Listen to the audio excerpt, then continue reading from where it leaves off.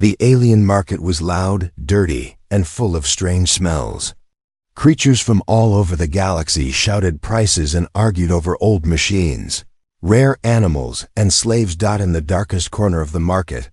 Under a broken metal roof sat a girl. Her skin was a soft shade of silver blue, but it was covered with dirt and bruises. Her arms and legs were thin, almost like sticks. Her eyes were half closed, like she had not slept in days. She wore nothing but a torn cloth and cold chains. Held her to a metal pole. A rusty sign above her head read, "Used personal slave, 1 coin or best offer."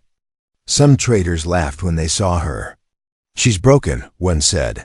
"Not worth feeding," said another. "No one wants a slave who doesn't even cry anymore." But she didn't move. She didn't speak. She just sat there, breathing. Slowly, as if even that was hard to do. Then a human walked by. He was not rich. His clothes were old.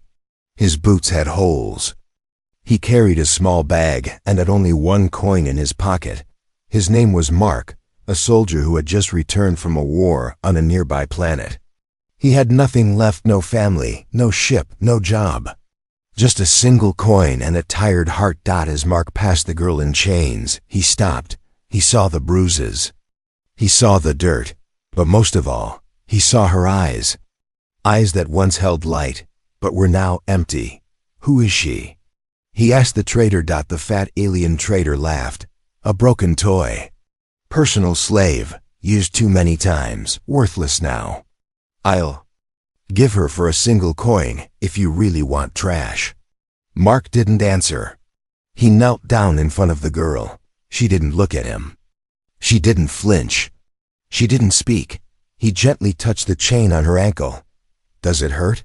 he asked. Slowly, her lips moved. Barely a whisper. "It's always hurting."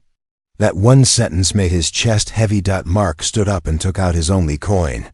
"This is all I have," he said. "Give me the key," the trader blinked. "Are you serious?" "I'm not joking," Mark said firmly. "Fine," the trader grinned, tossing a dirty key. "She's yours now. No returns." Mark caught the key and walked back to the girl.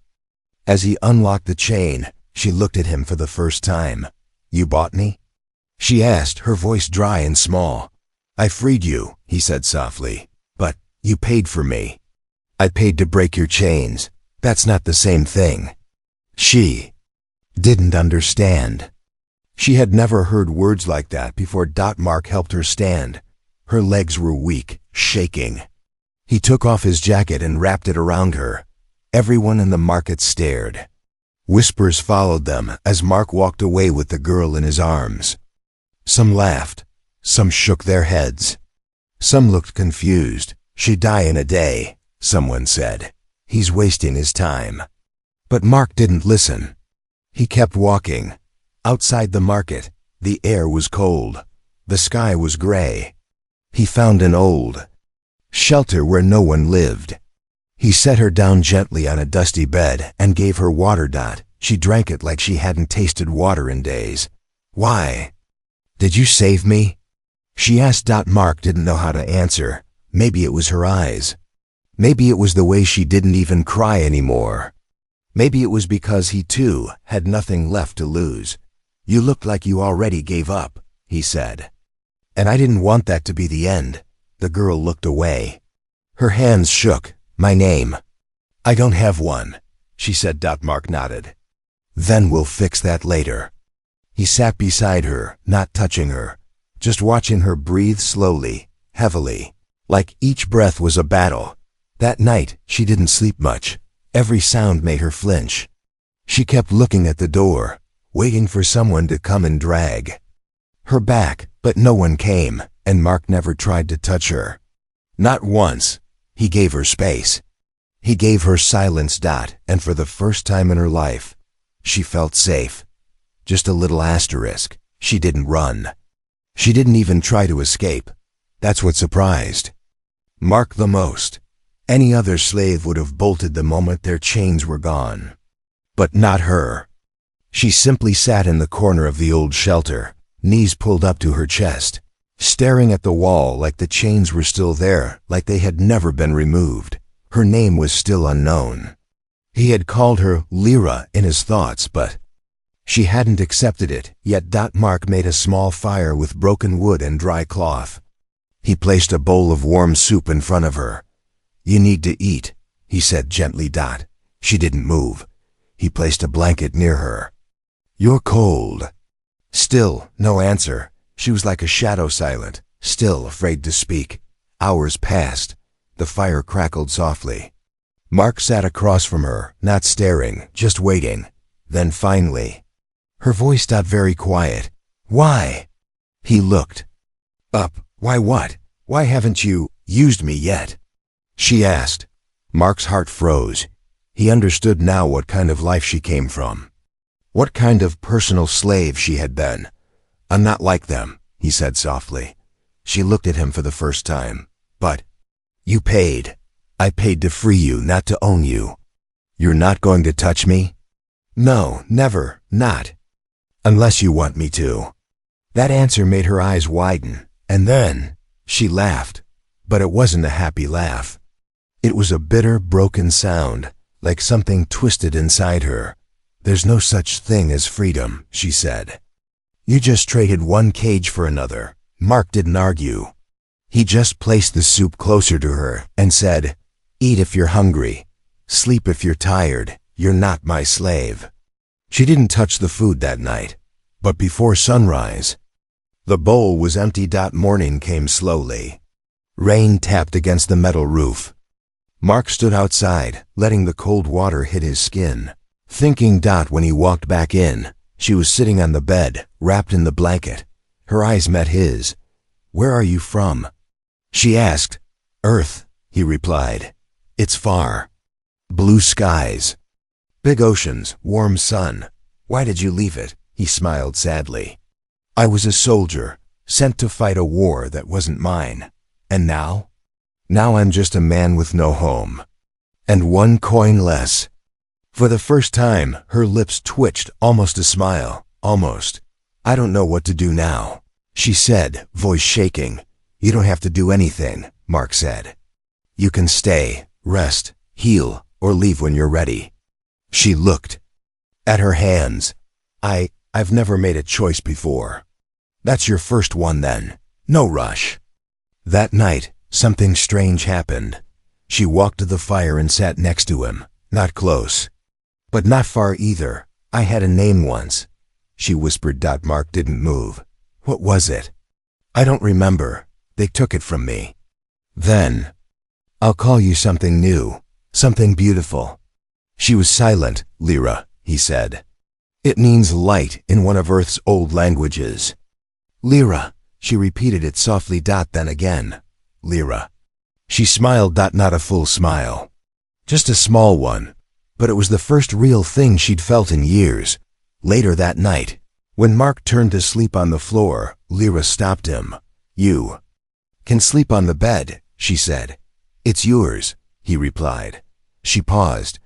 Then slowly she laid down and whispered, "Then share it. Just sleep." Mark nodded and laid beside her, keeping a respectful distance. No chains, no pain, no fear, just silence and warmth. She stared at her reflection in the old metal plate. It wasn't a mirror, just a dented, scratched cooking pan. But for the first time she looked. She saw the mess of her silver blue hair, the faded bruises on her cheek, and the emptiness in her own eyes. "Who is that?" she whispered. Mark, sitting across the room, looked up. "That's Lyra." She touched her face. "I don't know her." Mark stood up and walked over, holding a clean cloth. He handed it to her without a word. She wiped her face slowly, gently. The dirt came off. The bruises remained. "I don't remember my face before the chains," she said. "Or my real name. I was just called Thing, Slave, or It." Mark knelt beside her. "Then it's time you start fresh." She looked at him, eyes searching. "You really think I can?" "I know you can." That day, he showed her how to wash her hair with warm water and soap. She laughed when the bubbles hit her nose. It was the first time she had laughed without pain.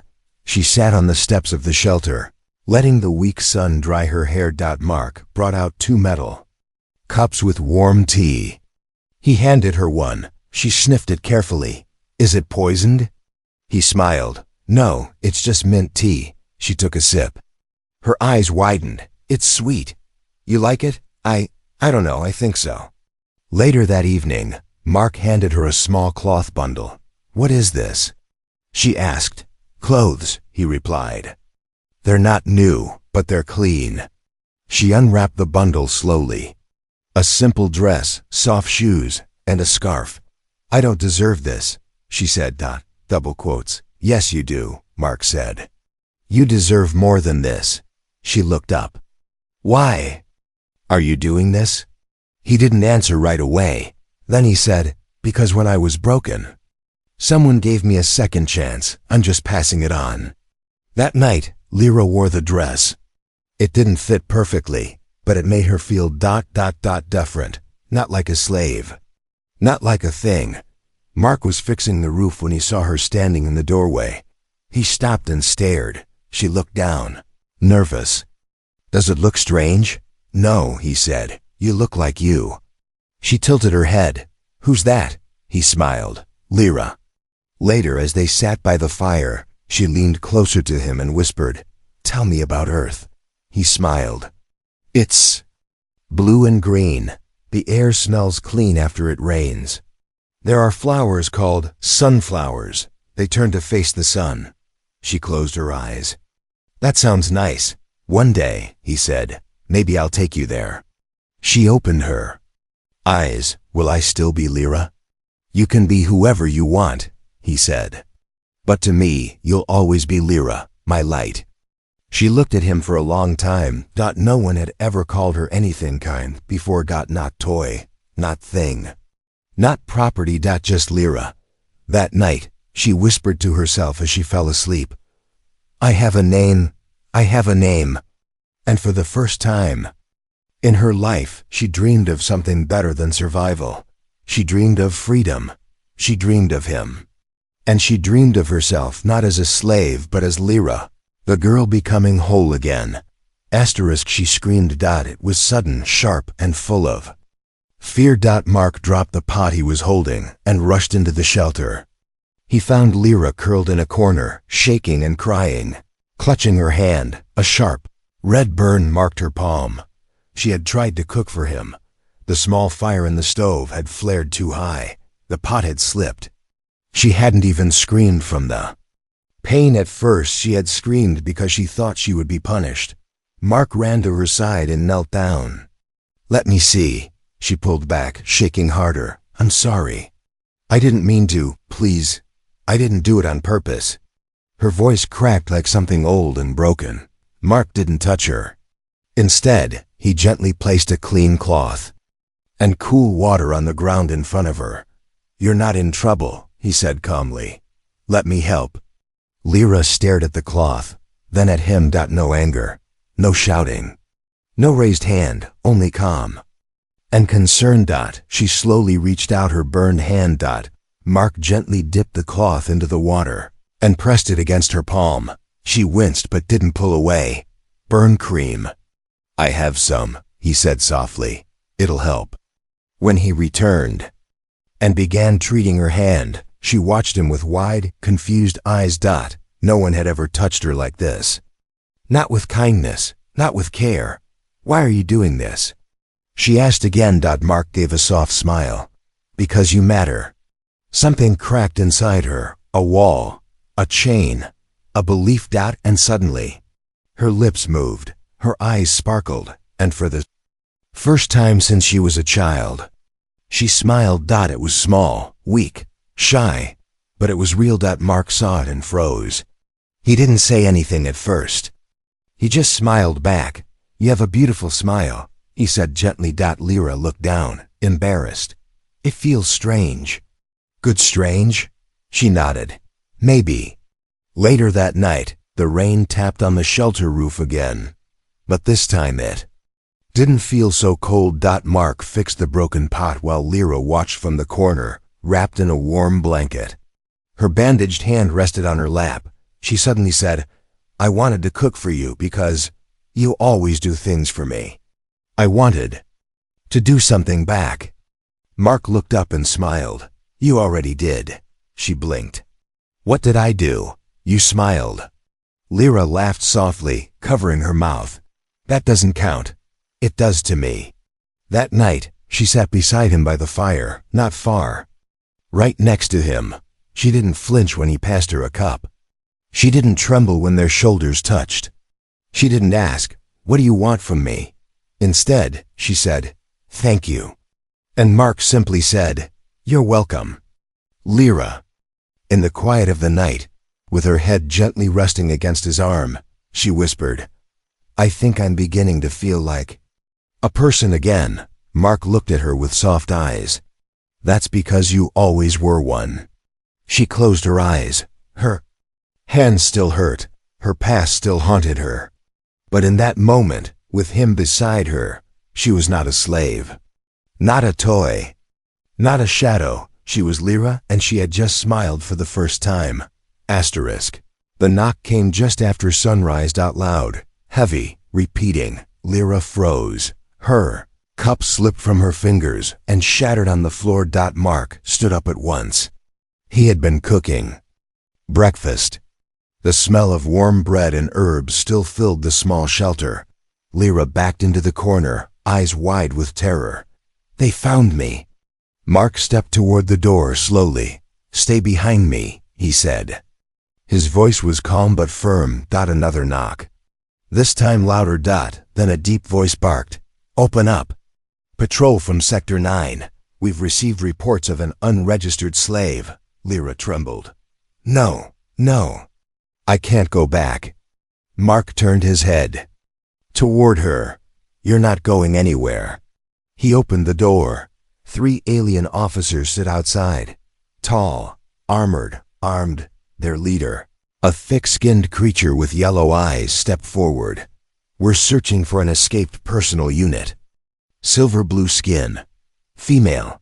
Seen nearby." Mark didn't move. "There's no slave here. Step aside, human." "No," the officer growled. "Refusal to cooperate will result in arrest." Mark clenched his jaw. "She's not your slave anymore. She's under my care now." The officer's yellow eyes narrowed. "Is that a confession?" Mark didn't blink. "She's my wife." Inside the shelter, Lyra gasped. Her heart skipped. Her legs felt weak. Wife?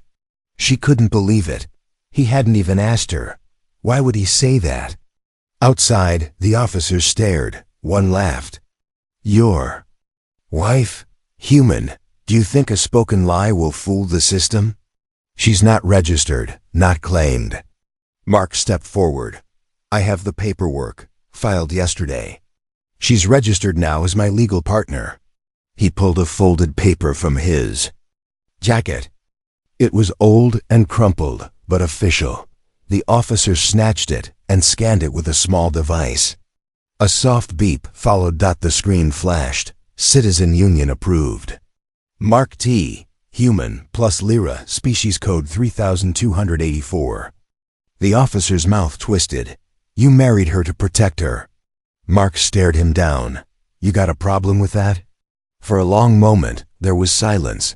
Then the officer tossed the paper back and growled, "She's your responsibility. Now, if she's seen outside alone or injured, you'll be charged." Mark nodded. "She won't be." The officers turned and left. Mark closed the door. Inside, Lyra stood in shock. You married me?" He looked at her carefully.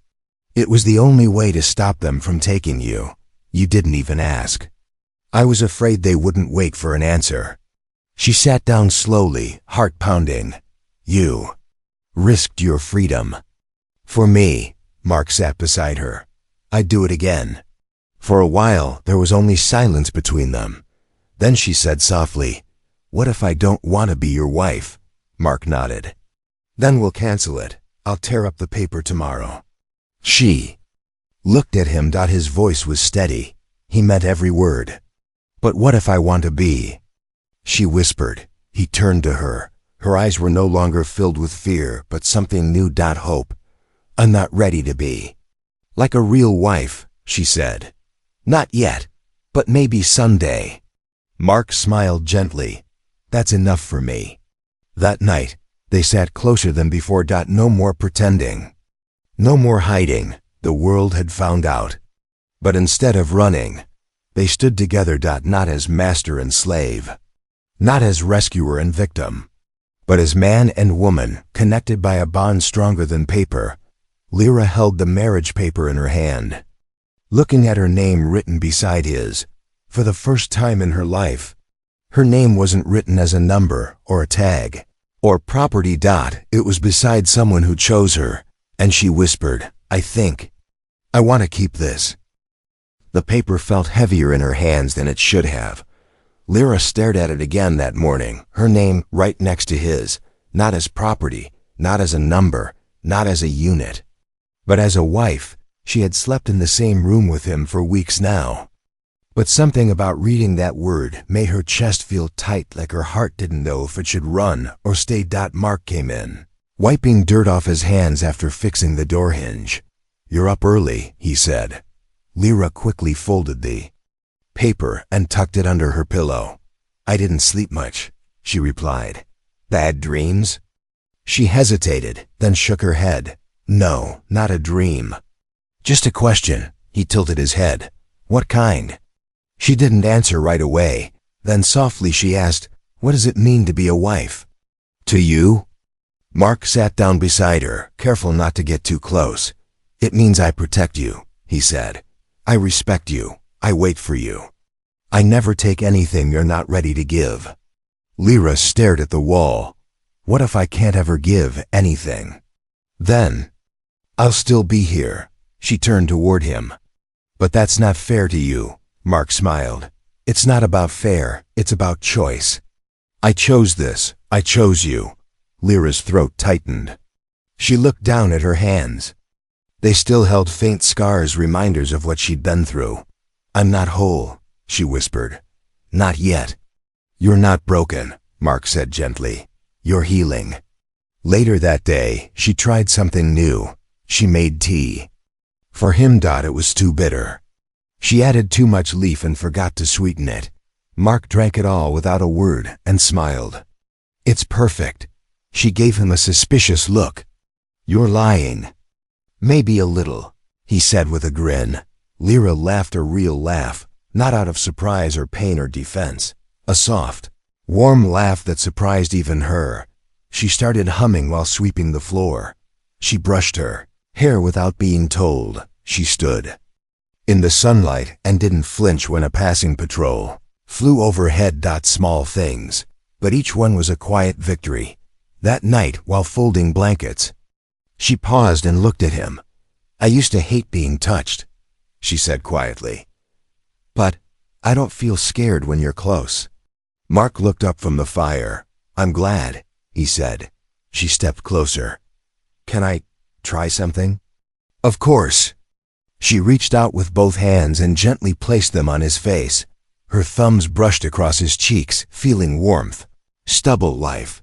Tears filled her eyes. I never thought I'd be the one to touch someone, because I wanted to.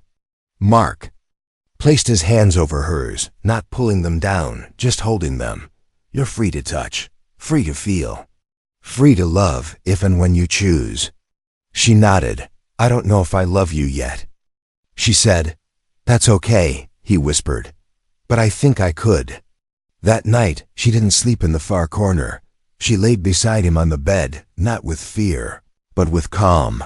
And just before she drifted into sleep, she whispered something she never thought she'd say. I'm happy. For the first time since she had been taken as a child. For the first time since the chains. Lyra's heart began to beat not from survival, but from hope. The cold, the hunger, the pain, it hadn't taken everything from her after all. There was still something inside her.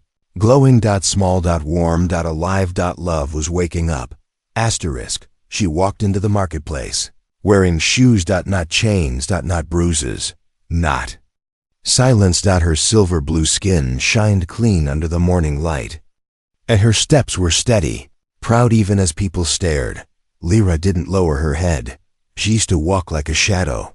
Now, she moved like she belonged to the stars dotted her side, walked Mark, same rough boots, same old jacket, but with quiet strength. In his eyes, his hand stayed near hers, never grabbing, never leading, just ready. Whispers followed them. That's the girl from the slave post. Did you see her dress? She walks like a lady now. No, she walks like someone you shouldn't dare touch. They stopped at a stall selling cloth and food. Lyra picked up a soft blue scarf and smiled. The trader stared at her. Wide-eyed. I remember you. You were the one in chains. Lyra didn't flinch. Mark did not speak. Instead, she lifted her chin and said in a clear voice, "That girl is gone. She died the day he gave his last coin for her. I'm not her anymore." The trader blinked, stunned. A familiar voice growled behind them. "You have nerve walking freely here, slave." Lyra turned slowly. The fat alien trader who once sold her like trash stood there, mouth curled in disgust. Mark stepped forward, protective, but Lyra raised a hand, stopping him. She faced her former owner alone. "I'm not your property," she said. "You think a little paper makes you real?" he hissed. "You'll always be used goods." Lyra smiled gently. Then she pulled out the folded paper from her small satchel, her marriage certificate. Legal, registered, stamped. She held it in the air. "It doesn't make me real," she said. "I made myself real. I survived you. I rose from the dirt you left me in." The crowd around them had gone silent. The trader growled, "You should have stayed broken. No one wants a slave who pretends to be a queen." Mark stepped beside her now, his voice calm but sharp like a blade. "You're wrong." He turned to the crowd. "She's not pretending. She's not my servant. She's my wife." His eyes burned with fire. "She's the strongest soul I've ever known. And if that doesn't make her royalty, nothing will." The alien trader backed away, defeated, swallowed by the whispers of those watching. No one laughed this time. They just stared as Lyra turned away from her past and walked forward, head high, hand in Mark's. Later that evening, in the quiet shelter, Lyra sat on the small bed with a warm drink in her hands. Mark sat across from her, watching with a smile. "You were amazing today," he said. "I was terrified," she admitted, then smiled softly. "But I wanted to stand for me, for you, for the girl I used to be." Mark reached for her hand, and this time she was the one who moved closer. "I was a slave," she whispered, "but you treated me like a person. Then you gave me a name, then a choice, then a future." She looked into his eyes. "Now I want to give you something too." Mark blinked. "What?" She leaned forward and gently kissed him, not out of fear, not out of duty, not out of survival, but out of love. As the stars appeared in the night sky, Lyra rested her head on his shoulder and whispered, "I may not have a crown, but in your heart I feel like a queen." Mark kissed her forehead and held her close. "Then that makes me the luckiest king in the galaxy." And in the quiet warmth of their small home, where no chains remained, the girl who was once nothing now had everything, not because she was rescued, but because she rose. And he stood with her. Forever.